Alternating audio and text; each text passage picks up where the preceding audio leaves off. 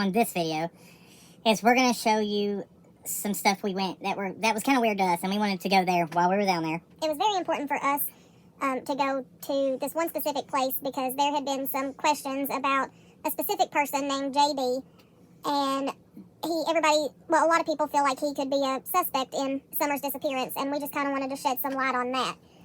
For those of y'all who haven't seen the video we did with Benny on Blood Money TV, this is before we started our channel. We broke down all the evidence we had and on Mr. JD, and we're going to show you all that through this too. A little recap of it. So, who is JD? JD is from Georgia. He bought land across from the Wells property. He was camping up there. There's not a house on that property, so after he bought the property, he came down here and was camping on it, or what he thought was his property, but it turns out he was actually camping across the property lines on another property that belongs to some of the neighbors of the Wells. Right. And while Mr. JD was up on the property, he had a altercation with some other property owners, and they had a discrepancy on where the line was, the property line. So the police were called. We actually have the screenshot and, of the woman who had the altercation with Mr. JD right here. She had posted this comment on something about Summer in regards to what they had experienced with JD while he was there camping. They had called the cops, and basically the cops had came out there and explained to JD that the other people had owned the property. The property had been in their family for 200 years, so the police had told him, they would know where the property lines are, and basically told him that he needed to leave. Not leave, but just to move over back to his side. Right, move back to his side of the property. While the police were there, they asked him to identify himself. He would not show ID.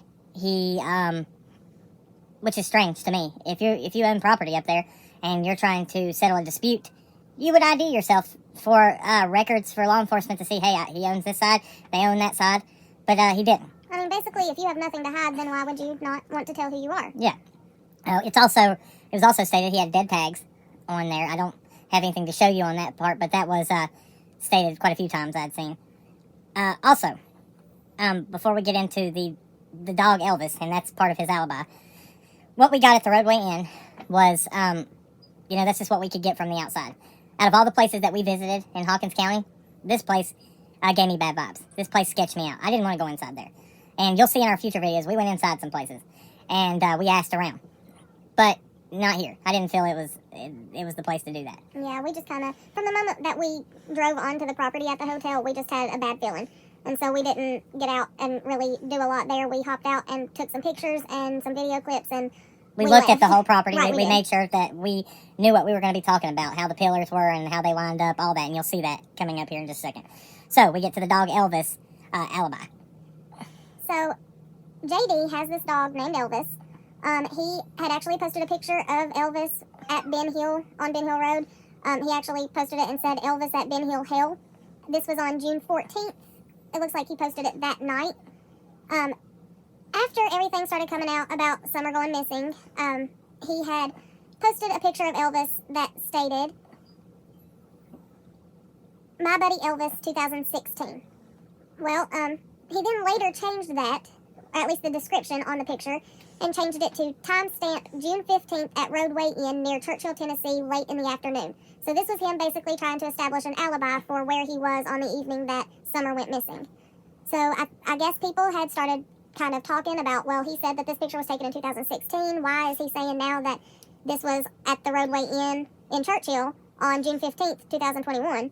So he then went in and he edited what he had wrote and put, "My Buddy Elvis took up with us February 2016. So he's basically stating there that what he meant by My Buddy Elvis 2016 was that they had actually gotten the dog in 2016.